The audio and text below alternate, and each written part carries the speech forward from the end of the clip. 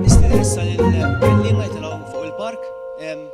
Se jkollna lill-kittieb u poeta Karl Xkembri, lill-attriċi Marvik Kordina u lill-professur Giuseppe Xkembri Bonaci li se jipparteċipaw f'diskussjoni moderata minn Dr. Emanuel Mifsud.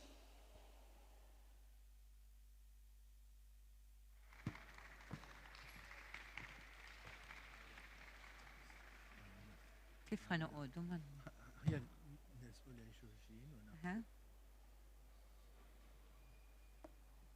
Ma tqal daw il-għalija tqil.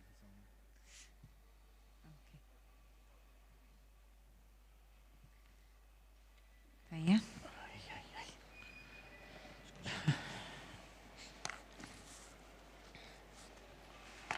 Sewa, qed nistema'.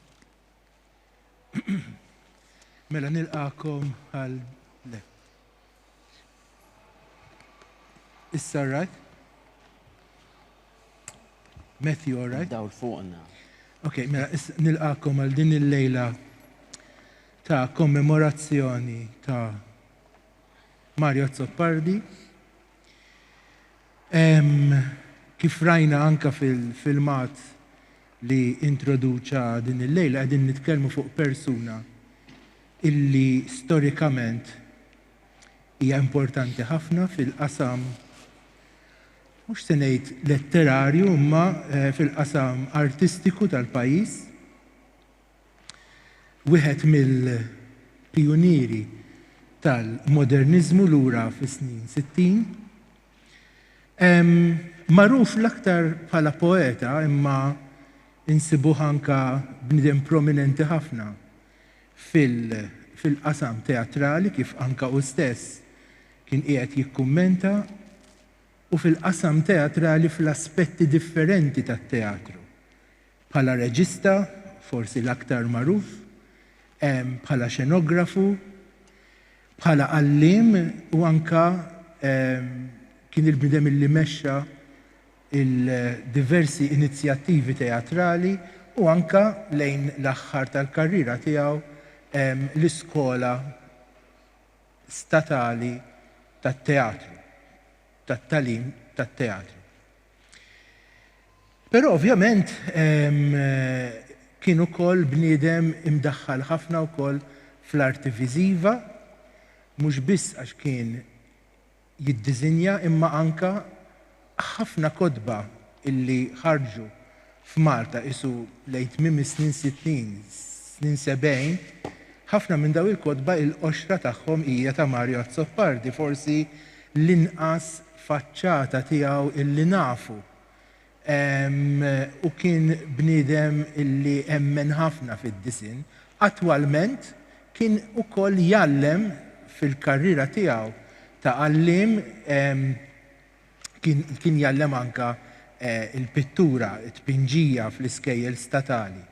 Eventwalment beda jallem il-letteratura Maltija fil-liċeo l-ġdid fejn iltqajt miegħu jien, fejn iltaqa' miegħu fuq livell personali Karl u fejn iltaqgħu miegħu ħafna nies oħrajn.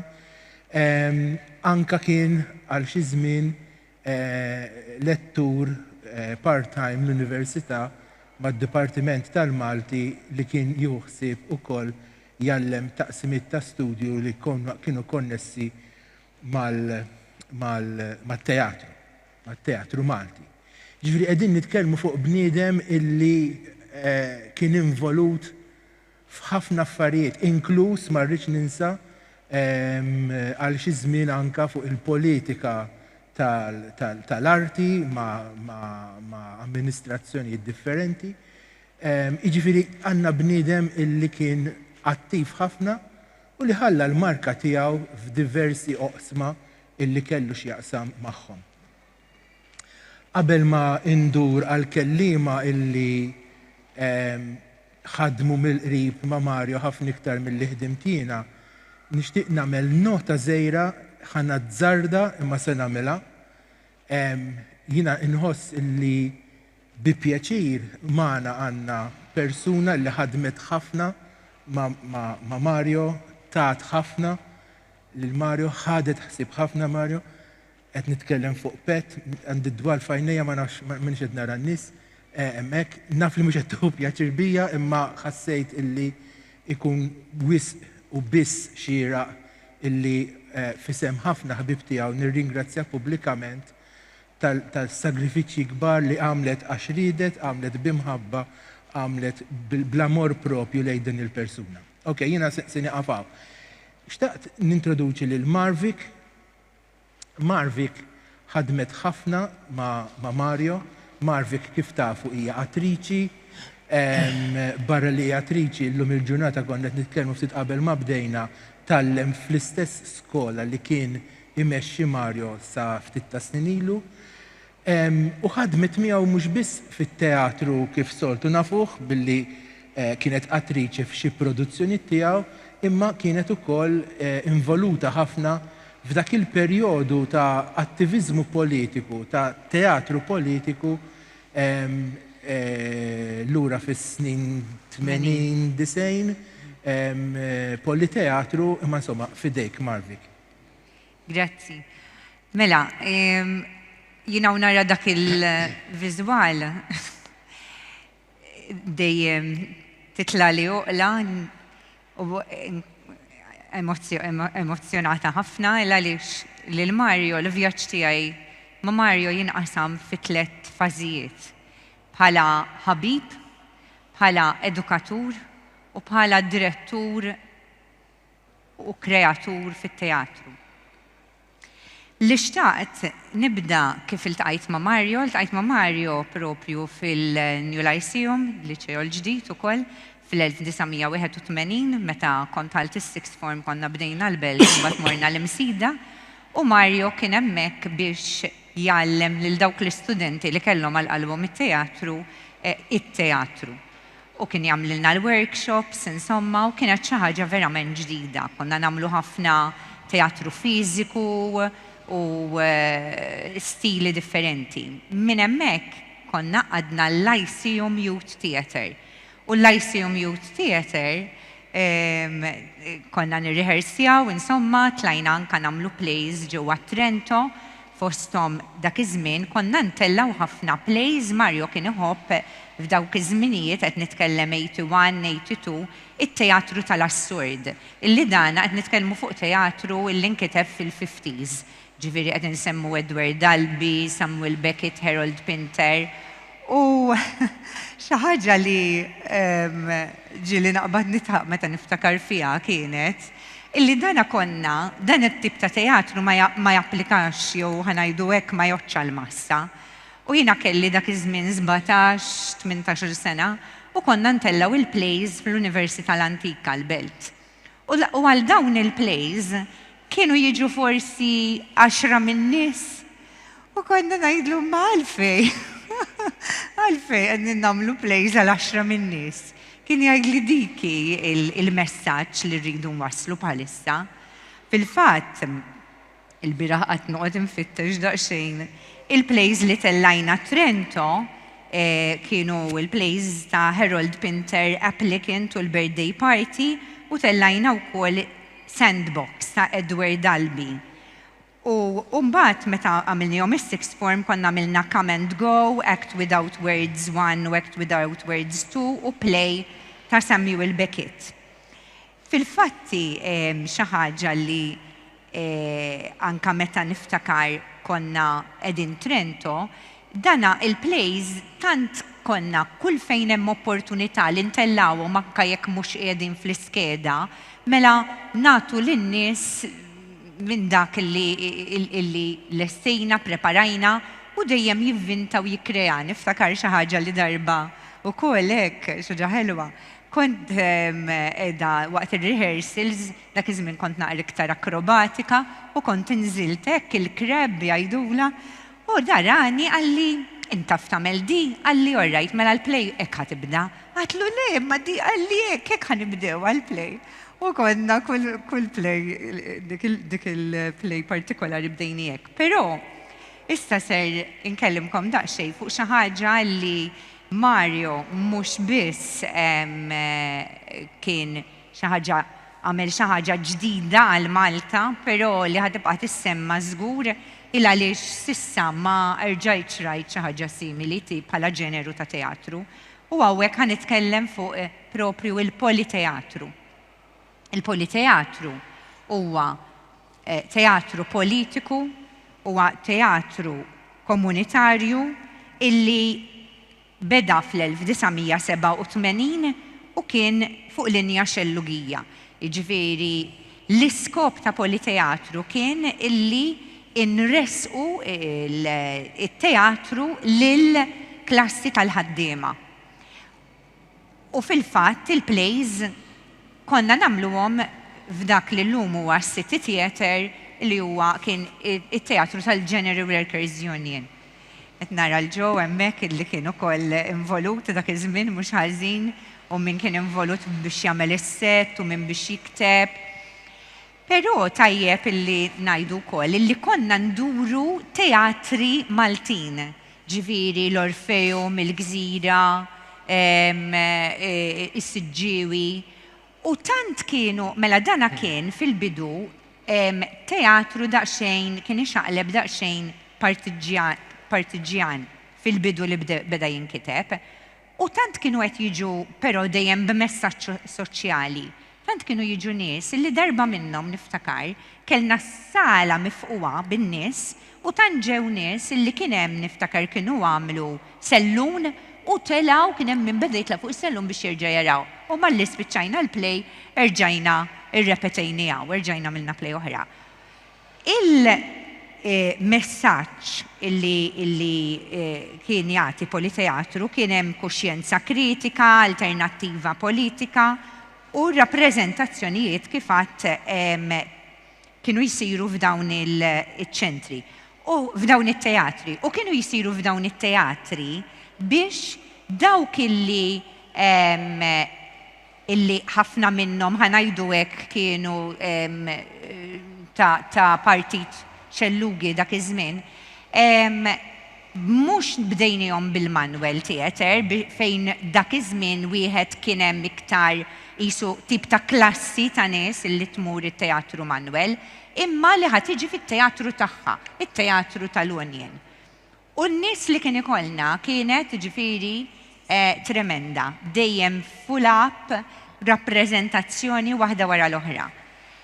Il-plays li konna ntillaw wara li ġifieri imbagħad qisna dorna ftit minn dan it-teatru partiġjan kienu plays kollha b'messaġġ soċjali.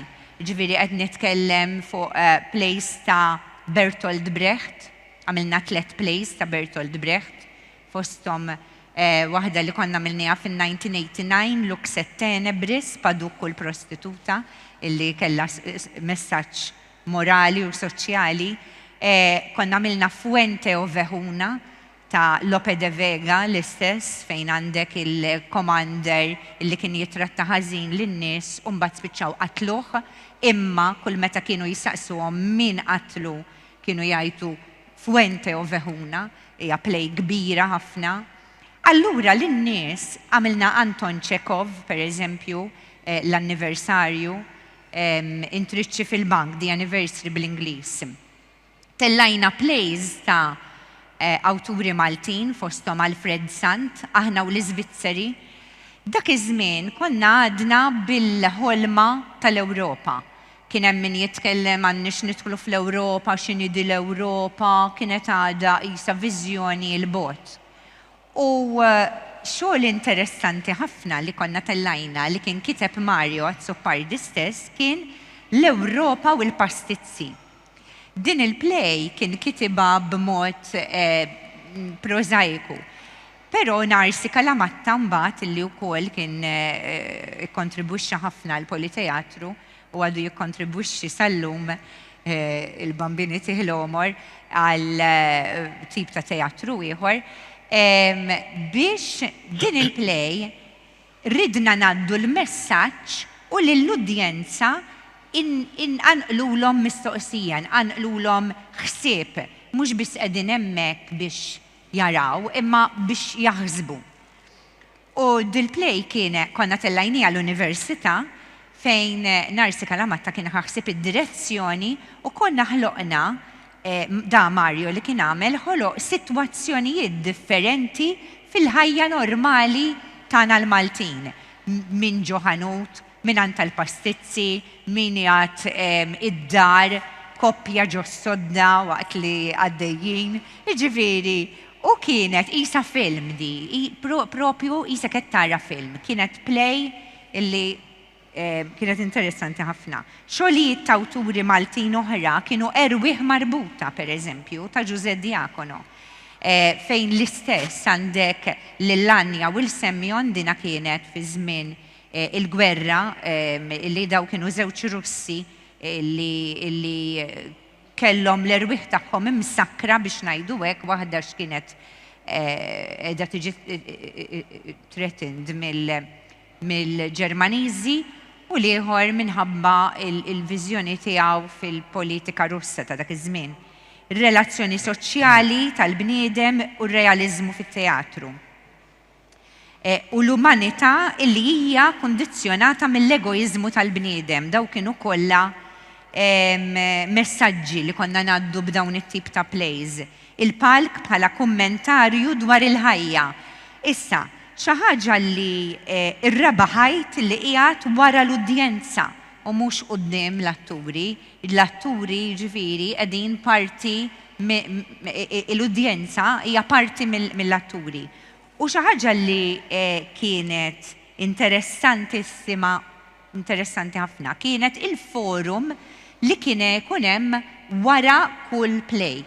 Wara kull play kienu jiġu mistiedna nies illi qegħdin fil-politika, li qegħdin jgħallmu l-università, illi qegħdin fil-qasam ekonomiku, soċjali, għalliema, nies fil-pubbliku. Illi wara l-play konna nieħdu break ta' 15 minutes u mbagħad jibda l-forum. U ġieli domna sejrin bihom daw il-forum sa' 11:30 ta' bil-lejl sa' nofs il-lejl. U nitkellmu dwar is-suġġett illi il-messaġġ li ħareġ u n-nies kollha kienu jinvolvu ruhom. Ifhem, il-politeatru jiena għalija li rrid inżid ukoll huwa illi mill-General Workers Union, mill-Kazini, daħħalna l-politeatru il-Manuel Theatre. U dik kienet pass enormi, pass kbir l-nies li qatt ma kienu daħlu u poġġew saqajhom ġo t-Teatru Nazzjonali tagħna il għaliex kienu jaħsbu li dan mhuwiex it-teatru tal-ħaddiem, ressaqnihom hemmhekk u rġajna bdejna inkomplu ntuhom plays kollha b'messaġġ biex dak li jkun tqanqal min jaf il-Brecht u t-tip ta' teatru tiegħu pereżempju jaf x'tip ta' teatru qed nitkellem fuq. Il-prinċipji morali li jinbidlu mill-lum għal-għada skont il-konvenjenza u ċ-ċirkostanzi, u l-introduzzjoni tan-narratur b'interventi li għal analiżi kritika mill-pubbliku. Kellna bħala diretturi dak iż-żmien kien hemm il-mibki wkoll Zepp Camilleri illi kien ħafna jagħti semu f'dawn il-rappreżentazzjonijiet. Charles, niftakar Charles, sejt tkun jomu bħalissa. Mario jara t-teatru bħala l-sfida tagħna hija waħda li jifhimha kulħadd u kif ser nipproponu kultura serja għall-avvanz spiritwali tal-ħaddiema. Dak huwa il-section tal-politeatru. Mario bħala l-edukatur. Meta Mario ħawver il-Malta Drama Center, ġifiri kien xi 2005, niftakar kellna l-Festival tat-Teatru li konna se nagħmluh St. James Cavalier. St. James Cavalier kien marrilhom lejsi u ma setgħux jagħmlu hemm għax kien fawissu u spiċċajna morna il-Malta Drama Center u kien għadu kif jieħu over Mario. Li nista' ngħid biex ma ntawwalx ħafna huwa illi l-iskola kienet mimlija ħajja. Dana kien il-ħin kollu jara kif ser ifittex mezzi u modi biex lill-istudenti Maltin jagħtihom l-opportunità, speċjalment mhux biss hawn Malta, imma anke barra minn Malta. U l-idea u l-viżjoni tiegħu tal-Forum Theatre komplet bil-Forum Theatre ta' Augusto Boal u konna ntellaw permezz tal-programmi tal-Grundvik dak iż-żmien il-Teatru Forum fejn kien jinqabad problema ekonomika li għandu pajjiż jew reġjun bħal pereżempju il-Latvja fejn kont lajt jiena wkoll fejn kien hemm il-problema tal-alkoħoliżmu, violenza domestika, ta' kif qegħdin ħafna mill-istudenti letteralment jisparixxu minn ġol pajjiż. U dana kien jitla jiddiskuti dawn il-problemi u mbagħad jiġijaw tinkiteb play propju fuq li nwaslu dan il-messaġġ immorru ġo pajjiżhom nagħmluha jiġu jarawna n-nies mill-komunitajiet kollha u x'kien nerġgħu nibdew nagħmlu l-play ikollok il-Joker illi dana jista' il-nies iwaqfu lill-attur u jitilgħu jagħmlu l-parti huma ta' kif kieku huma ikomplu l-play. Għaliex, għax kienu ovvjament suġġetti jaħarqu, suġġetti illi jolqtu fil-laħam il-ħaj. Għamilna wkoll Hortiatis, il-Greċja u ħafna pajjiżi oħrajn. Festivals ġo Bressanone, festivals ma' studenti Taljani, Ġermaniżi. Li naf li l-iskola dak iż-żmien kienet kull xejn tidħol li nkollu għaddejjin b'xi proġett u Mario erħilu jidħol waqt il-lezzjonijiet jara x'inhu għaddejja kienu ġej miliet intellaw. Jiena ma kontx għallima ġifieri dak iż-żmien u li naf u nispiċċa biha illi kont nagħmel ħafna plays il-Manuel Theatre u hekk darba minnhom mort u għatlu Mario, għatlu dak il-vibe li kien ikollna fi żmien Politeatru fil-meta kont id-diriġina, għatlu ma tantx għadni nħossu. Da qabad kien ċemper il-Carmenu Aquilina, għallu għandek studenta għallum, għatlu xiex ġara, x'inhu jiġri? Da daħħalni extended student kif beda jagħmel anka ma' nies tal-età tiegħi u hekk, u rġajna mill-esperjenza li kellna aħna tajna ukoll iktar mbagħad darba għalli u spiċċajt għamilt id-diploma u nistudja ma' studenti u għalli issa inti dak kollu li għaddejt minnu f'ħajtek fit-teatru huwa żmien illi taqsmu mal-istudenti tagħna u 15-il sena wara għadni qed nagħllem bi pjaċir kbir u b'entużjażmu kbir u nibqa' dejjem niftakar hekk fih bħala l-ikbar fejn jidħol teatru u letteratura wieħed mill-ikbar ispirazzjonijiet ta' ħajti. Grazzi. Marvik. Grazzi ħafna Marvik li tajtna l-profil tiegħu fl-esperjenza tiegħek fit-teatru. Karl li huwa kittib kif tafu u ġurnalist illum il-ġurnata insomma sajlu ftit daqsxejn nieqes minn hawn Malta imma qiegħed hawn bħalissa. Bħali Karl taqa' fiżikament ma' Mario aħna konna nsibuh il-New Lyceum illi ġej l-ġdid dak iż-żmien u nimmaġna li kienu kellu sem anka fil-fatt illi eventualment, insomma, Karl, fidejk. Grazzi Manuel. Il-relazzjoni tiegħi ma' Mario hija naħseb mixja minn l-ewwel darba li tqajt ma' Mario kien fuq il-kelma meta permezz tal-poeżiji tiegħu bħal ħafna minna. U he stood out immedjatament meta nistudjaw fl-iskola, fis-sekondarja u għandi memorja vivida ħafna f'moħħi tiegħi fil-kamra tas-solda tiegħi naqra vers li baqa ġo moħħi u ngħid dal-poeta vera cool. Dal-poeta isek konti tissir taf minnu li eventualment ma nafx.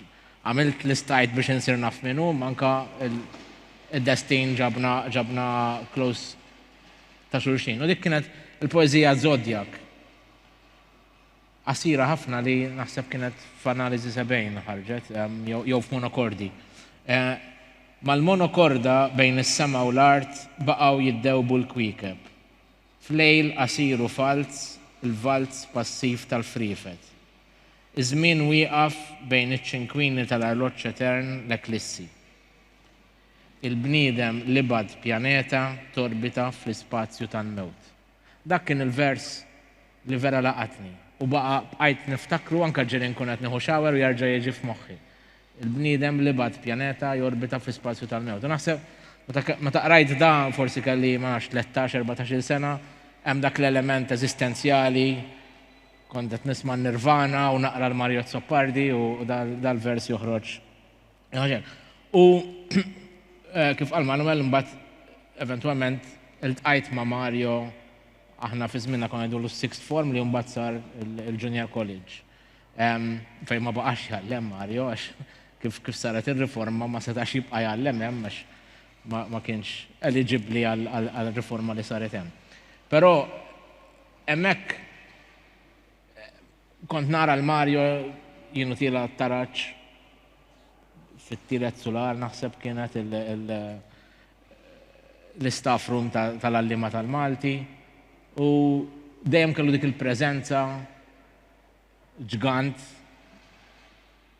u fl-istess ħin imdawwar kellu dik il-vibe li Marvik irreferit għaliha li meta tiltaqa' miegħu isek tittamel xi ħaġa, isu titissir xi ħaġa. Jekk qed niddiskutu l-aħħar current affairs, il-mara li nqatlet il-bieraħ, esplużjoni fit-tarzna, tara l-Mario qed jorganizza suppliment għall-gazzetta, jiġbor kitbiet u anke jgħid lilna li l-istudenti iktbu poeżiji, proża, ġurnaliżmu u kienu li mbuttani fil-ġurnaliżmu. Però dejjem dik Mario kien tantu affarijiet kif mis-sit teatru, xenografija, l-letteratura, però kien ukoll eżempju vera rari ta' intellettwali impenjat f'pajjiżna. Ftit naħseb għandna bħalu illi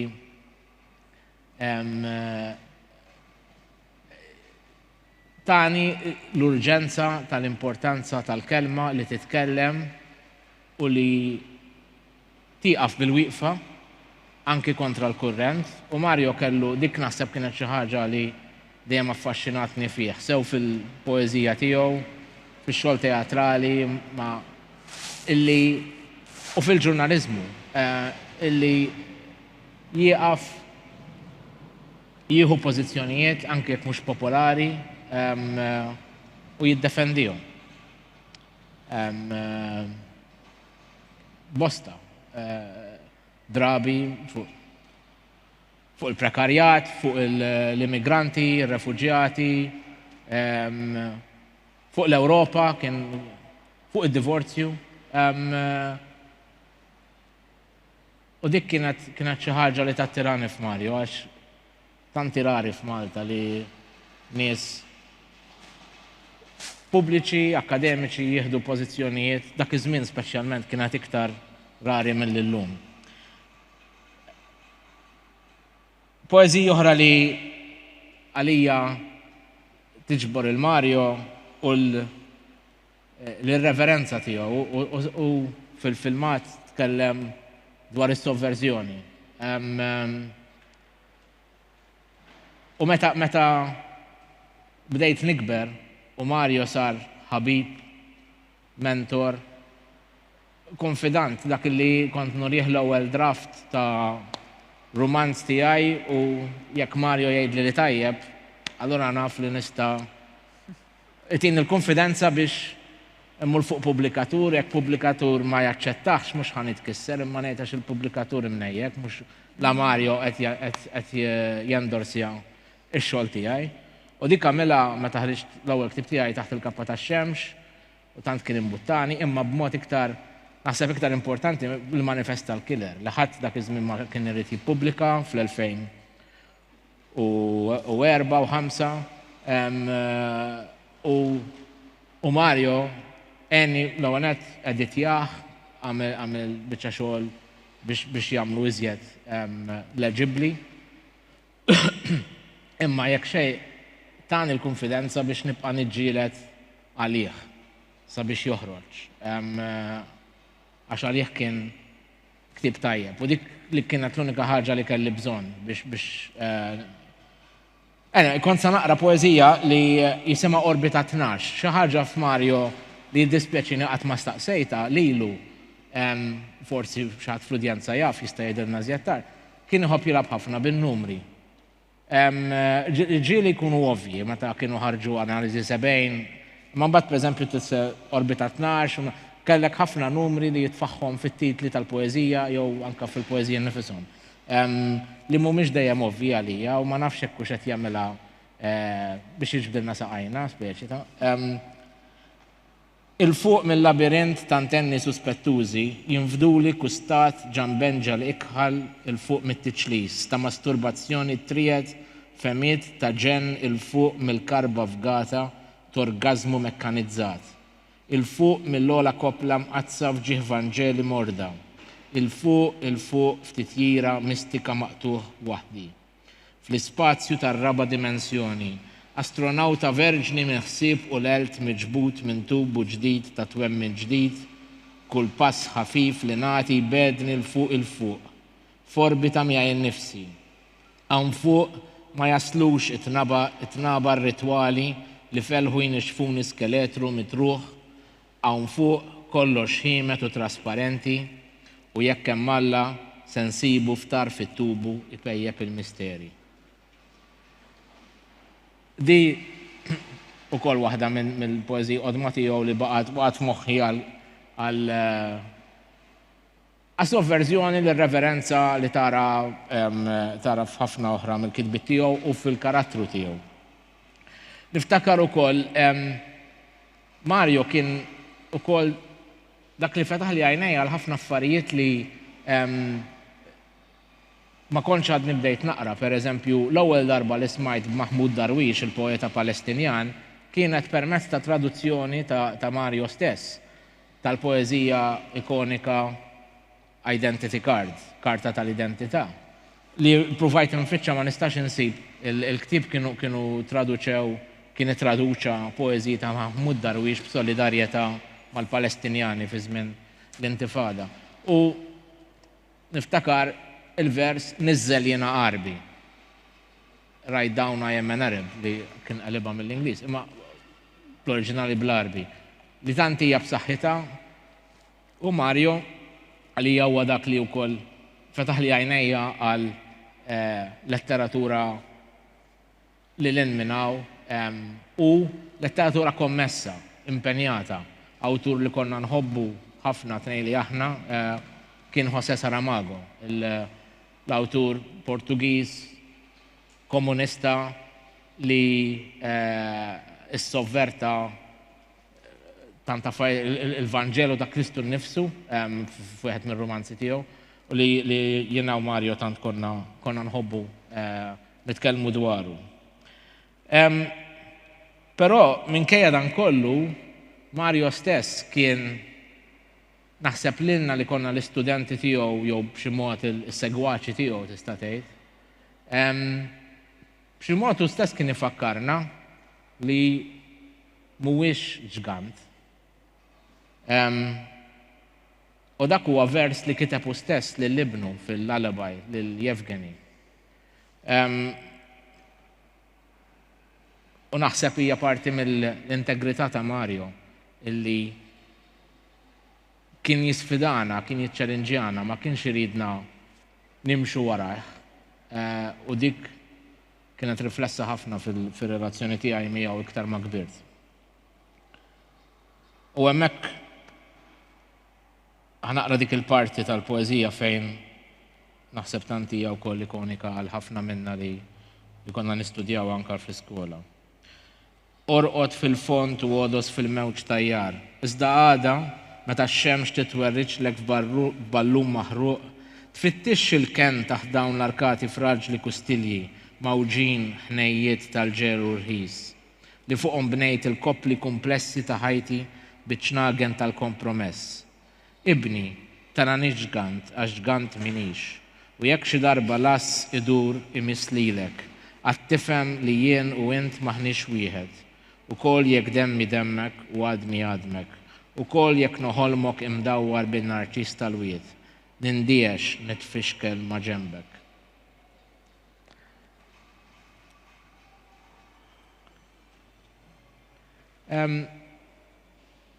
Hemm ħafna xina dwar Mario, jien minix la jena kritiku u laqqas ma jena nidem tat-teatru, għalija Mario kien il-missier intellettwali u spirituali tiegħi li naf lilu il-bidu tiegħi fil-ġurnalizmu, naf lilu dak li ktibt u li jissa niddefendi u nista' nidġilet għalih, il-libertà tal-espressjoni, il-libertà tal-kelma, u ħbiberija ġenwina, ħbiberija sinċira fej anke meta ma qbilniex u għamilna żmien nargumentaw fuq affarijiet li ma naqblux, xorta kien anke meta sifirt għajt f'kuntatt miegħu għaliex kien vuċi li vera hija unika u li kont nimmissja. U li jessa nimmissja aktar minn qatt qabel. Fl-aħħar nett nixtieq nagħlaq bi kliem Mario stess, poeżija minn tiegħu li toġobni ħafna wkoll, il-ballata taċ-ċittadin passiv minn epistoli mid-deżert. Hemm il-ħsejjes jinterpellawk minn ġewwa, jgħidulek li għalik hemm is-salvazzjoni skont x'tagħmel bil-vot. Mhuma jinsew lil ħadd, lix-xjuħ, lill-morda, lill-pufti, lill-prattikanti reliġjużi u lill-latej, imma fuq kollox lill-elit. Kollha jweduk li jridu jsaħħulek drijak u darrewk tgħix fi skiet tħares biss. Tiċċassa u tbaxxi rasek quddiem l-akrobazziji tagħhom fuq l-iskrin. Blajjat werżieqi bl-isterizmi tagħhom għall-gallerija għaddewk ma' dawk temm barra. Lilek imbagħad, poeta, lilek għalmuk tiskot aktar minn kulħadd. Kitbuk fir-reġistru tal-irrelevanza. Kienu persważi li jint ukoll, poeta, lest li tqimhom fil-ġibs, bl-irħam jew fil-bronz, redenturi ta' niesek ankrawk mal-aġendi tagħhom. U l-poeżiji tiegħek rawhom mingħajr periklu ta' xejn. Tinsiex il-fjuri, fjuri għadek ma ġibx għall-monument, dekorazzjonijiet biss, kliem ifjurit idur mal-eżistenza tal-poplu fil-ħofra tar-rutina. Dak li baqalek x'toffri, poeta, dak li baqalek x'toffri, u firi tal-ktieb, ħafna ħajb, edizzjonijiet limitati tal-pubblikazzjoni, 50 koppja kollox, u ħafna bżieżaq kuluriti, b'ġurnaliżmu tal-ħbieb, ix-xogħol tiegħek sponsorizzat mill-korporazzjonijiet jew l-akkademja. Bejn sħabek hemm l-jieli tal-inbit u l-poeżija li l-poplu ma jafx bihom. Hemm il-konferenzi xotti li investejt fihom barra l-pajjiż li ma jolqtux ħajjet iċ-ċittadini tartek. Turiżmu kulturali esportat issejħulu intu sħabek li jifdih il-poplu stess mill-karità li jagħtih l-istat. Ftakar, tinsiex il-fjuri.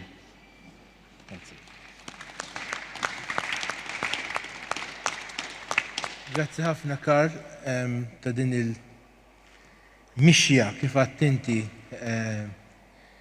minn kittib li għat ma kontrajt, għal-lim, għal-mentor, għal-direttura u eventualment ħabib personali.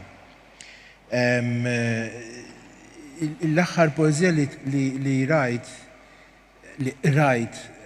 interessanti għax Mario baqa jilmenta sal-aħħar fuq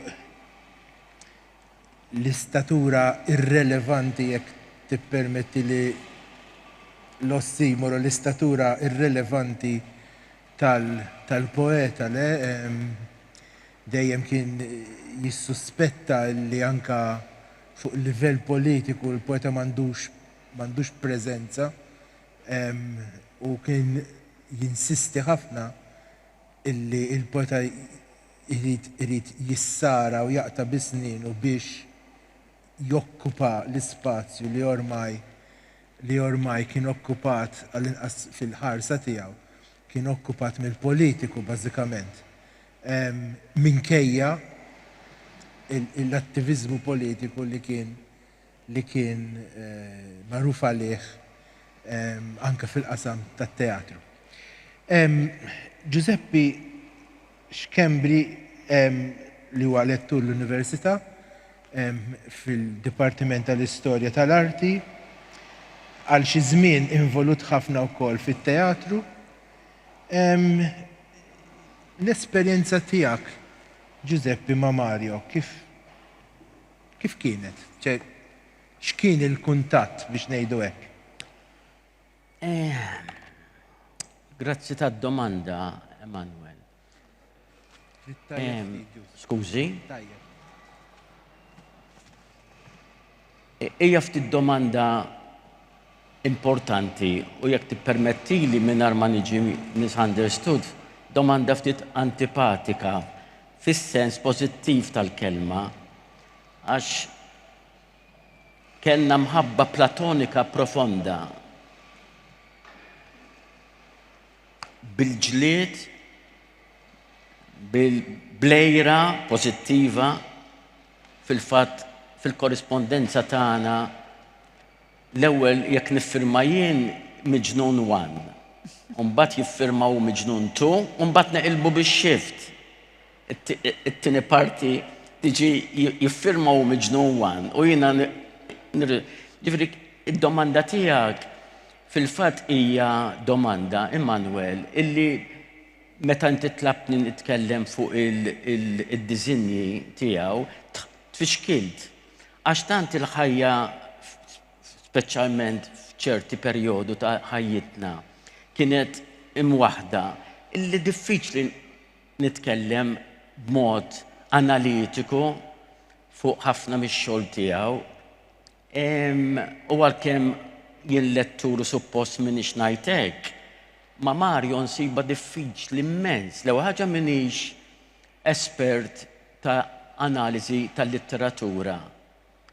Ma fl-istess ħin l-intimità li kellna tfixkinni għalhekk tlabtek għax hija idea brillanti tiegħek immens għax għadu mhux studjat Mario bħala artist viżiv u nixtieq illi xi ħadd fil-futur jikkonċentra fuq dal-aspett ta' Mario illi f'sens ieħor ukoll ix-xogħol tiegħu dejjem urini lili illi b'differenza l-arti viżiva Mario, u forsi mhux Mario biss, imma llum qed nitkellmu fuq Mario, mill-lat poetiku Mario kien ħafna qiegħed in line ma x'qed jiġri barra, anke l-avvenimenti li semmew il-kollegi tagħna, il-poeżiji tiegħu mill-ewwel kienet reazzjoni ta' x'qed tiġri l-Palestina, il-PLO, Arafat, fejn l-arti viżiva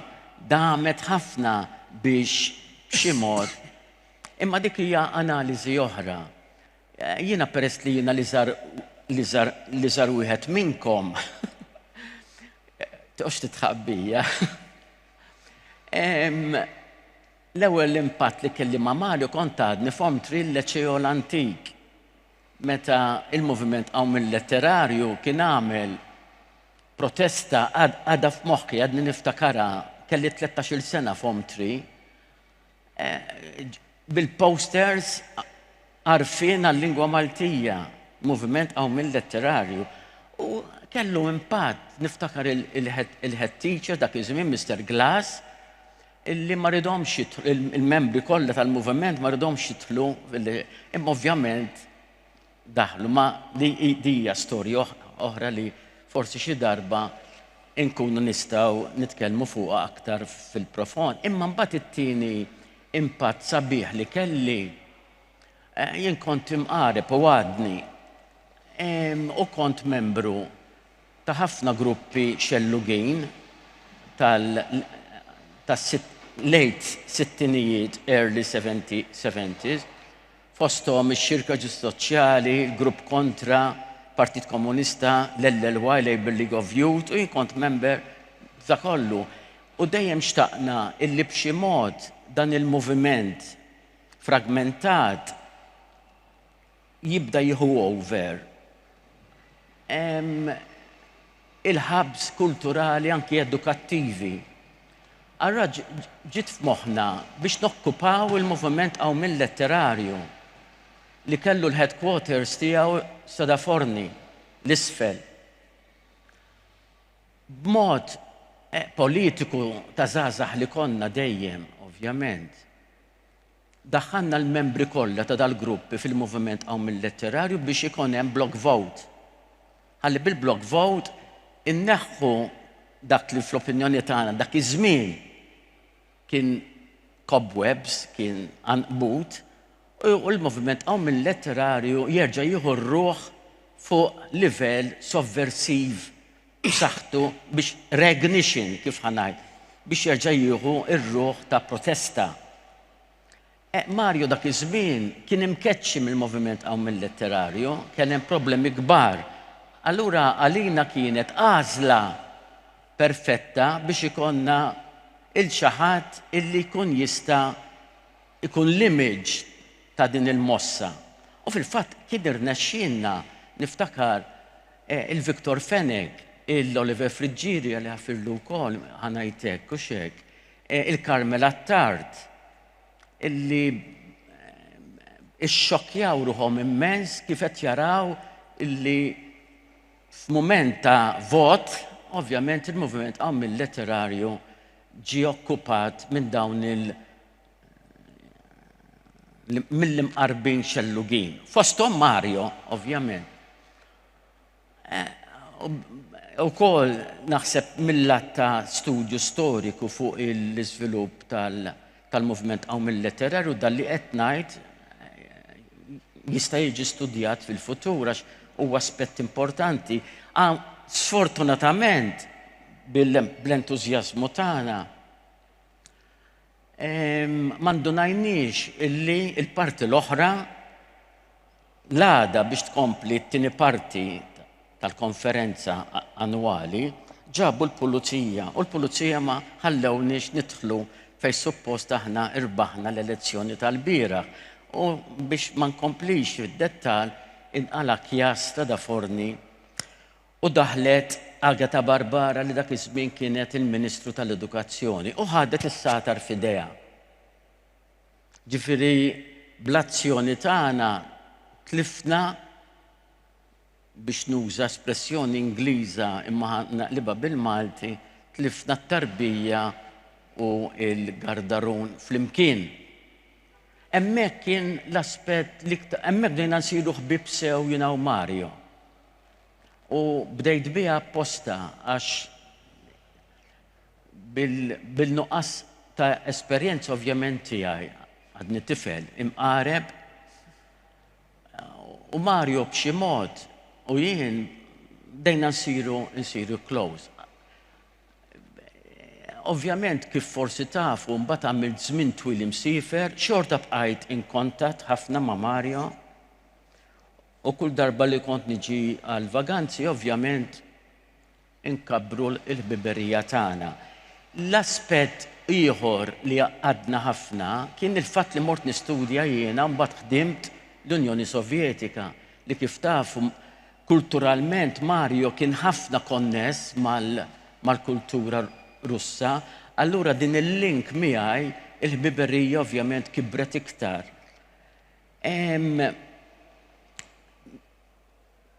Il-momenti li xtaqt ukoll insemmi huma momenti li forsi ma jidrux sbieħ jekk jingħadu, ma naħseb importanti li jingħadu, forsi jkun hawn xi ħadd jinteressaha l-riċerka futura.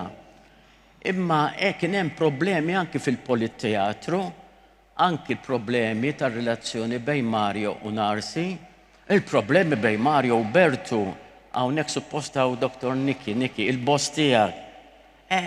Kien hemm problemi kbar li kont involut anke jien, Mario dejjem ħal pożizzjoni favur tiegħi, speċjalment fil-proġett li kelli fuq Mistero Buffo, illi Mario l-ewwel ħaġa għeni immens fuq il-proġett. Il-proġett ma kienx biss ta' pubblikazzjoni ta' traduzzjoni li kont għamilt ta' Dario Fo, imma kien proġett li Dario Fo suppost jiġi Malta u jkollna ġimgħa fil-ġimgħa l-kbira niftakar ta' avvenimenti fej hemm inkluż Dario Fo, Franca Rame u Mario Pirovano.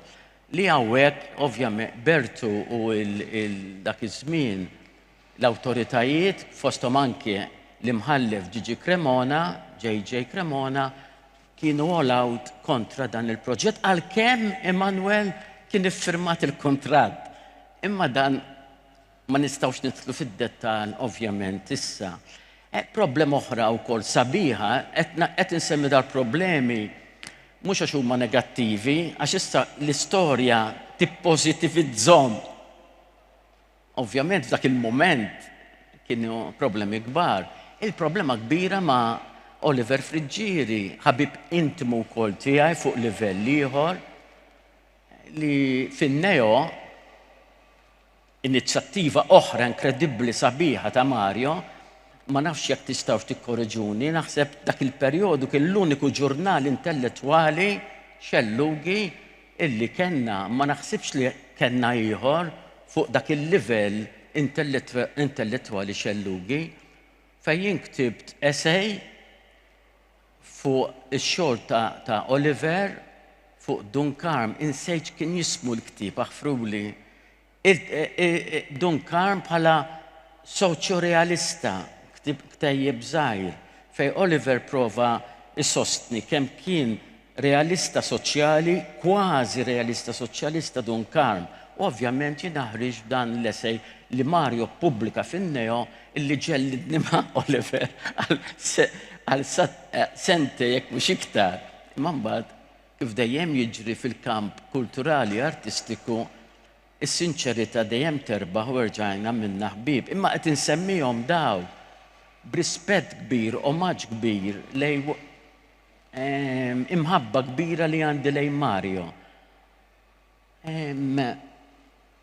Aspett ieħor mingħajr ma nsemmi nerġa' Dario Fo affarijiet u tax-xellug eċetera, anke fuq livell anke personalissimu, ġifieri it-tnejn konna mqarbin sew. Imma l-imqarbezza hija parti mill-ġenetika tal-kreattività. Ma nistax nemmen min ikun kreattiv u kif qalu wkoll il-kreattività innifisha tkun sovversiva. Ma jistax ikun kreattiv u ma tkun sovversiv.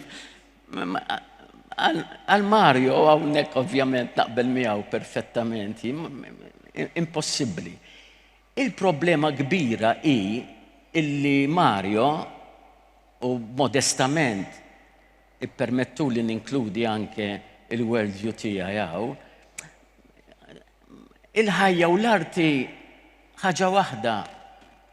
Naf li hija ħaġa perikoluża, naf li hija ħaġa illi ingħataw pariri ħafna kontrija, imma ma nistgħux nifirdu il-ħajja mill-arti.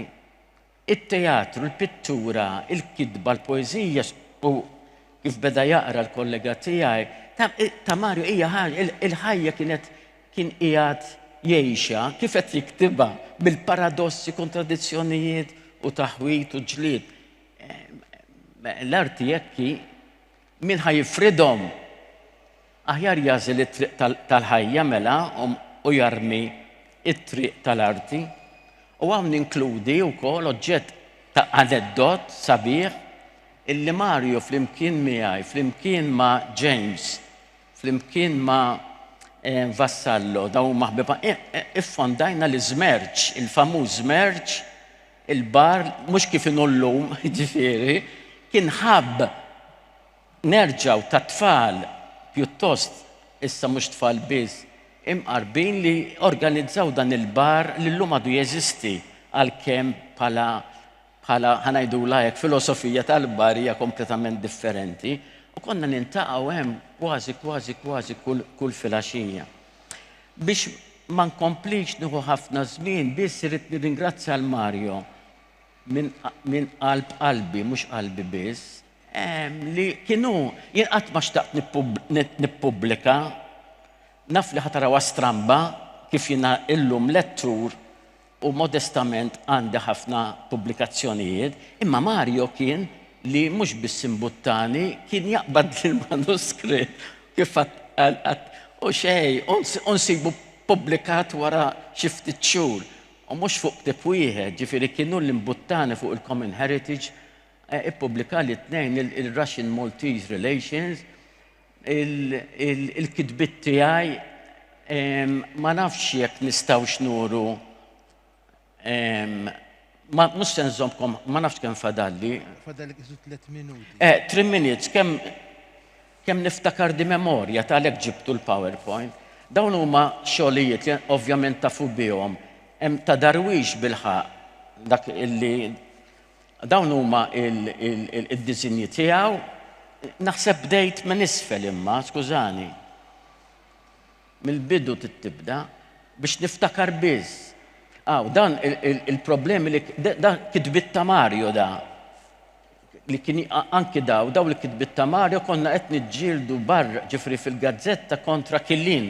Għax Killin ħareġ kontrina immens fuq din il-biċċa ta' Dario Fo. U dawn ma biċċi, dan l-appoġġ tiegħu tax-xogħol tiegħi li kont qed nagħmel fit-teatri ta' Mosca u kol kitbit ta' Mario da mhux tiegħi. Il-relazzjoni tiegħi jiena kelli teatru li kien teatru Seda Stretta dak iż-żmien u l-konnessjoni mal-xogħol tiegħi ġewwa Mosca hekk jogħġbok. Dan ukoll kitbit tiegħu Stanislavski and Stray Street, Stanislavski u Strada Stretta, titkellmu ma nafx jekk tidirx id-data, 92 kemm qed tixjieħ Manuel ħin. Hekk jogħġbok. Din hija wkoll li hija parti personalissima bejn Mario u persuna oħra. Epitalamju li hemm storja inkredibbli sabiħa ta' relazzjoni tiegħi ma' ex-partner li Mario prova joħloq aspett ħanajdulu modestament kreattiv b'din ir-relazzjoni. Hekk jogħġbok? U dawn huma l-kotba li hu ibbuttani li hu pubblika Mario f'ismi ġifieri. Hekk jogħġbok? Dak. Nirringrazzjakom ħafna, hemm ħafna kieku xitajt fuq Mario. U għandi ħafna sigriti, skużani nispiċċa hekk, sigriti sbieħ imma jien nemmen li fl-istudju jekk vera nħobbuh, is-sigriti għandhom ikunu wkoll parti mill-analiżi ta' personaġġ. Grazzi ħafna. Grazzi ħafna ġus. Ovvjament, jista' jkollok student jew studenta li tagħmel id-dissertation miegħek u tista' tieħu d-disinji tiegħu bħala suġġett. Matthew, jiena aħna fadlina isu 10 minuti, u veru. U għaw xi roving mic, jiġifieri għaw xi ħadd irid jgħaddi xi kumment fil-qosor kif jgħidu l-preżentaturi.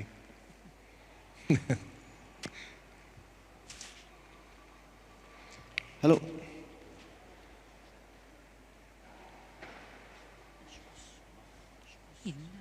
Grazzi, pjaċir nismakom, ma konċ preparat niġi għaw illum, pero xtaqt ġew Borġina, kont kollaboratur ħafna ma' Mario, ħdimt miegħu kont l-education mill-80s il-qoddim u pulti li naħseb għandu jingħad biex jibqa' affermat.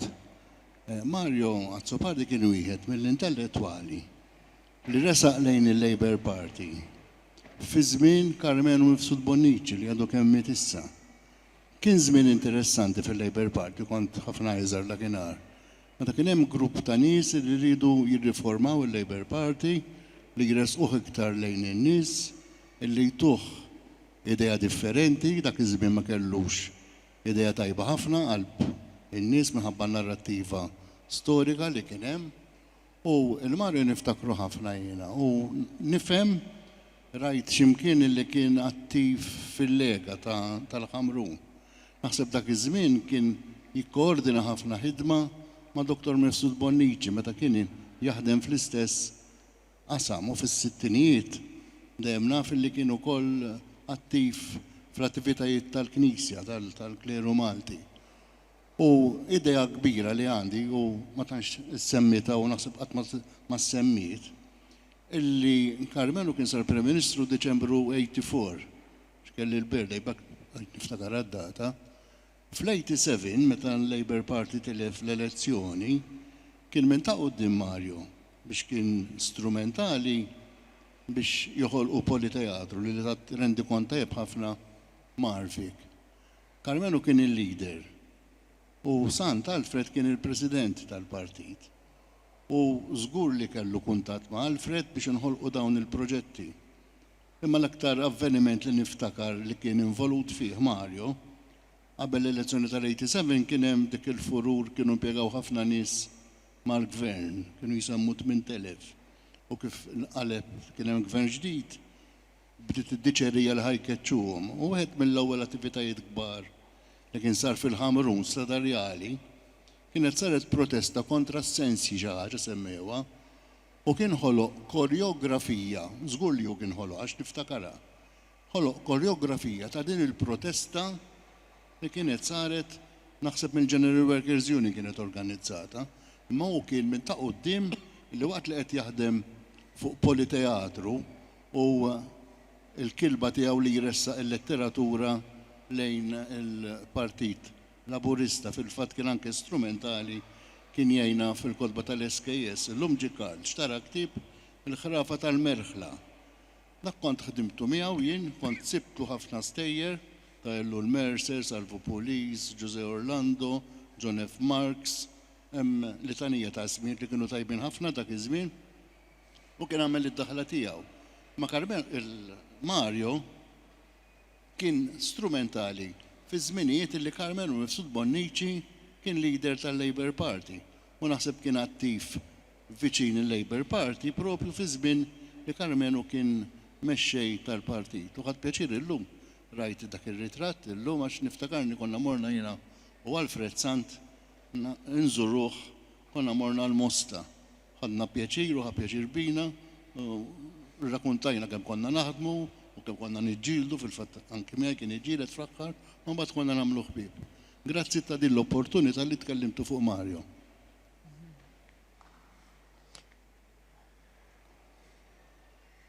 Xi ħadd Kumment, sorry, hemm xi ħadd. Le, sakemm itih il-mike jgħid il-kumment ġo. Kumment żgħir tipo ta' ċajta imma fakkartni ġew. Kont ninkih il-Mario jien ara kemm kien sovversiv li meta kont inkun id-dar tiegħu l-gżira wara li telaq mill-Ħamrun kont ngħidlu naf min se jitla l-elezzjoni li jmiss għatlu għax inti barometru jekk inti tkun qed taħdem iktar fuq il-lat tal-Labour Party ħajtilgħu in-nazzjonalisti u jekk se taħdem fuq l-iktar ħajtilha l-Labour. U kien jitħaq imma kien jieħu għalih bih. Għax kien jgħidli is-sovversiv u tkun kontra minnu fil-poter u minnu fil-poter. Kontra l-kulli. L-ewwel ħaġa grazzi ta' ħinkom u klimkom. Xtaqt insaqsi. Semmejtu ħafna li Mario kien bniedem sovversiv, irreverenti, mqareb, kien kritiku ħafna. Kemm taħsbu li din l-aspett fil-karattru tiegħu kemm ikkontribwixxiet għal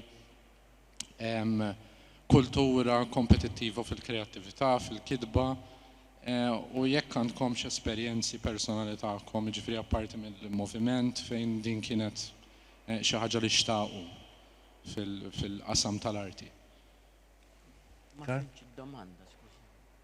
Jien l-esperjenza tiegħi ma' Mario hija dejjem ta' dak li qiegħed jieħu pass lura jieħu stok ta' situazzjoni u mbagħad jitkellem ħafna drabi jieqaf kontra l-kurrent. Nafa ġifieri meta kont naqsam miegħu l-kitbiet tiegħi kien jara dak l-element kien iħeġġiġni nibqa' nikteb kemm jista' jkun. U meta jqumu l-irwiefen, jew meta jkun hemm xi rivista konservattiva, jew xi ħadd li qed jikkritika ktieb fuq valuri morali iktar milli estetiċi u Mario kien iqumu jirvilla iktar tħeġġu biex jieqaf iktar. U dik kienet l-esperjenza tiegħi miegħu, li kif l-ispirazzjoni tiegħu lili u ħaġa li naħseb jeħtieġ tingħad ukoll illi hemm min jara lil Mario bħala bniedem li jagħmel kompromessi u ċert li għamel kompromessi, però għalija l-ikbar valur ta' Mario hija meta kien jitkellem fiħdan struttura anki kontrija internament, jew kien ikun kritiku tagħha. Ġifier meta kien qrib il-Partit Nazzjonalista ma ddejjaq xejn joħroġ il-kritika kontra l-konfessjonaliżmu tal-Partit Nazzjonalista, l-ipokrezija demokristjana, li żammitna li fl-istess ħin daħlitna fl-Ewropa ma kellek il-kontradizzjoni tal-valuri li kienu għadhom tal-Medjuevu. L-istess fuq il-Partit Laburista. Ġifieri kien dik kienet ħaġa li ispiratni fil-kitba u fil-karattru, ċertament. U li nixtieq inżid illi pereżempju l-fatt meta kien isir il-forum, wara kull play isir forum, kienet biex iqanqal u jġiel lin-nies li qegħdin jaraw u li qed iħaddmu moħħhom fuq dak li qed jaraw biex jiftħu ħalqhom biex jesprimu ruhom, jagħtu l-opinjoni tagħhom, mhux ġast bniedem joqgħod jara t-television u jisma' x'għandu xi jgħid il-politiku u daqshekk jaċċetta.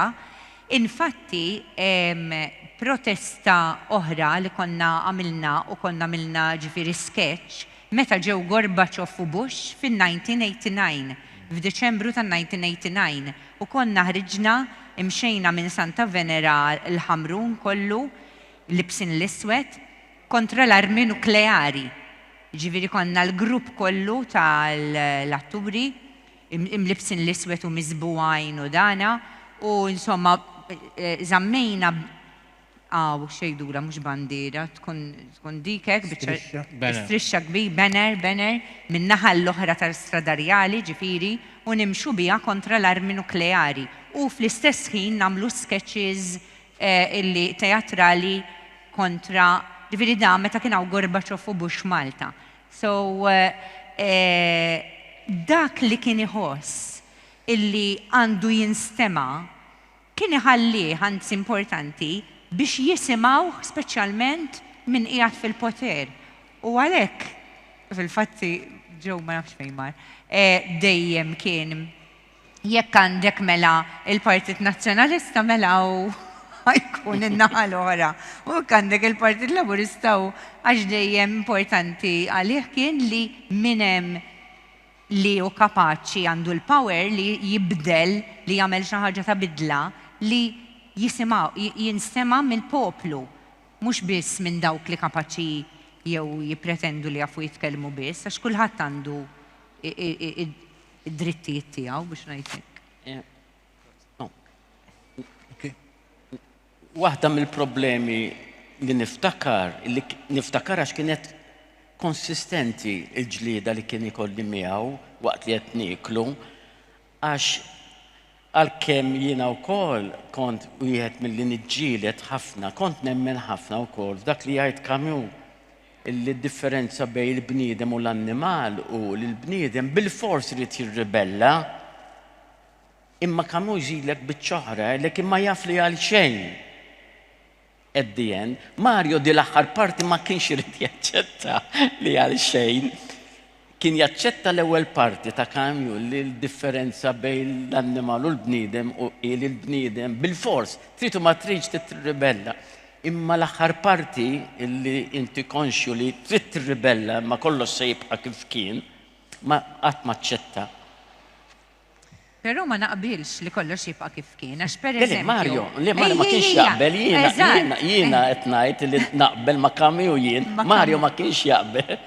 U nifmu il-għaliex meta konna nitilgħu bil-proġetti tal-Forum Theater barra minn Malta, ġoħor Teatis il-Greċja li qiegħed fir-reġjun tat-Tessaloniki, konna tlajna nagħmlu minħabba li hemmhekk għandhom kellhom ħafna aerials u daw radioactive, insomma, kien hemm ħafna radioattività ġo dan il-post montanjuż. U n-nies ta' dak il-reġjun kienu l-ħin kollu jeqirdu. U l-gvern, għax kif qed ngħidu, Mario mhux fuq Malta biss, kien ikun fuq kull imkien, id-dinja hija id-dinja tagħna, mhux Malta biss. U meta tlajna u għamilna dil-play li actually konna ktibnija fl-imkien mal-istudenti l-oħra, il-messaġġ kien għadda u fil-fatt kienu naqsu ġifieri di li konna għamilni imma naqsu kienu minnhom, ġifieri ma neħħewhomx kollha, però kienu ġifieri u kien jipprova li jsir xi ħaġa. Eżatt. Enerġija kbira. Ok, qed jagħmel li sinjal Matthew biex nagħlqu. Grazzi lill Kunsill Nazzjonali tal-Ktieb, grazzi lilkom u l-lejl it-tajjeb. Grazzi, man. Grazzi. Proset.